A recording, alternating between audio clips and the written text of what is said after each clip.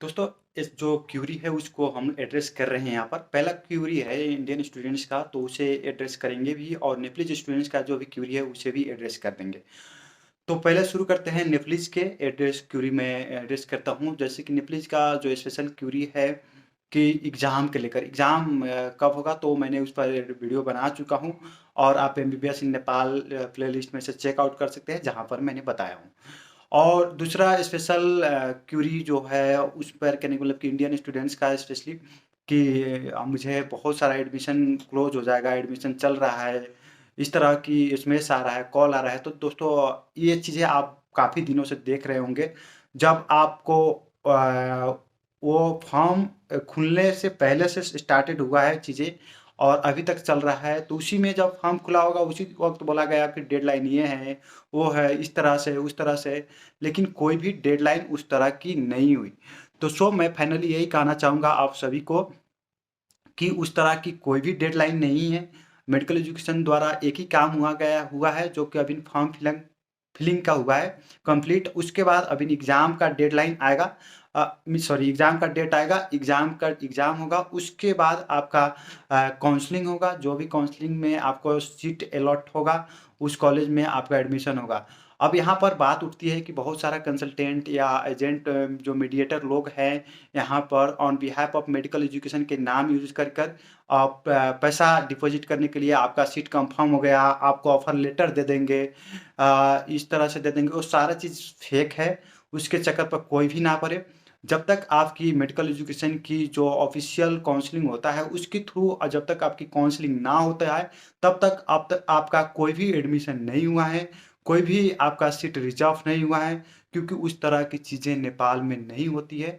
Form filling mandatory है, जब आप फॉर्म फिलअप किए हैं तो आपको एडमिशन होने की चांसेस है, और आप एग्ज़ाम के बेसिस पर किए हैं तो एग्ज़ाम पास होना कंपल्सरी है, और एग्ज़ाम के बेसिस पर नहीं, डायरेक्ट नीट के बेसिस पर किए हैं तो आपको नीट के बेसिस पर काउंसलिंग होगा, एग्ज़ाम के बेसिस पर भी एग्ज़ाम दिए हैं तो एग्ज़ाम के बेसिस पर काउंसलिंग होगा। उसके थ्रू आपको प्रायोरिटी ऑर्डर सेट करने को मौका मिलेगा।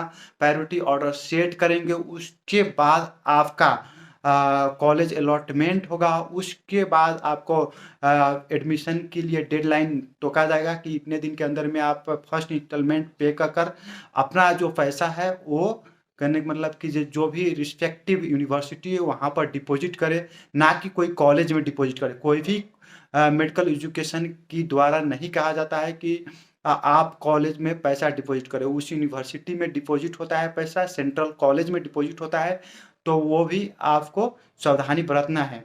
तो मैं फाइनली यही कहना चाहूँगा, कोई भी एडमिशन स्टार्टेड नहीं हुआ है। एडमिशन की एक प्रोसेस सिर्फ हुआ है जो कि फॉर्म फिलिंग था। अगर वो कर लिए तो ठीक है, नहीं किए हैं तो आप नेक्स्ट ईयर के लिए होगा।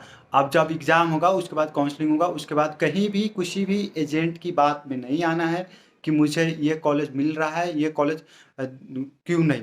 दोस्तों, मैं एक आपको छोटा-सा उदाहरण देना चाहूँगा कि अगर आप वो लोग क्यों कंसल्टेंट लोग यहाँ पर तो गवर्नमेंट कॉलेज भी है ना, तो क्यों गवर्नमेंट कॉलेज को नहीं बोल रहा है कि आपको इस कॉलेज में जाओ? क्यों एक ही कॉलेज पे वो लोग टिके हैं कि इस कॉलेज में एडमिशन लो, इस कॉलेज में 2-4 ठो कॉलेज का नाम है, उसी कॉलेज में आपको एडमिशन लेने के लिए बोल रहे हैं। आप बोलिए कि मेरा गवर्नमेंट कॉलेज में पैसा कर दो, जो ऑफ़र बोलेंगे वो लोग कि ऑफ़र लेटर आ गया, वो ऑफ़र लेटर कुछ नहीं होता है, जस्ट फ़ोटोशॉप होता है, उस पर कोई भी टेंशन नहीं लेना है आपको। फ़ोटोशॉप पर वो कोई भी बना कर दे देगा और बोलते हैं कि कॉलेज में विज़िट करो, कॉलेज के रिप्रेजेंटेटिव से मिलाते हैं, वो सब फेक डॉक्यूमेंट होता है, उस पे उस तरह की एडमिशन होबे नहीं करता है नेपाल में। एमबीबीएस इन नेपाल में उस तरह की कोई भी एडमिशन नहीं होता है।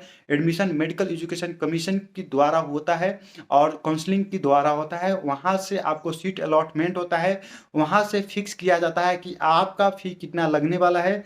लास्ट ईयर का फ़ी $75,000 था, वहाँ से फिक्स कर पूरे सेंड किया जाता है बच्चे को, और जो फर्स्ट इंस्टॉलमेंट होते हैं वो करने का मतलब कि central medical college means university में फ़ी डिपॉजिट किया जाता है। तो आप ये बात सबको केयर करें। और किसी भी कोई भी एडमिशन अभी स्टार्टेड नहीं आया है। और ऑफिशियल न्यूज़ के लिए आप मेडिकल एजुकेशन की वेबसाइट www.mec.gov.np पर लॉगिन करें और वहाँ पर देखें ईमेल एड्रेस भी है, वहाँ पर फ़ोन नंबर भी है।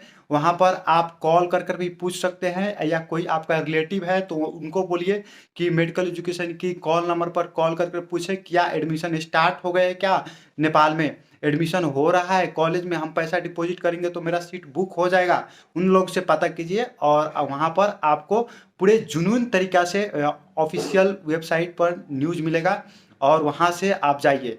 ये नहीं अगर आप दे देते हैं कोई भी कंसल्टेंट वगैरह की पैसा, या कोई भी कॉलेज में जाकर आपको पैसा दे देते हैं, अगर वो कॉलेज आपको काउंसलिंग के थ्रू नहीं मिली तो आपका पैसा उसी में फंस जाएगा।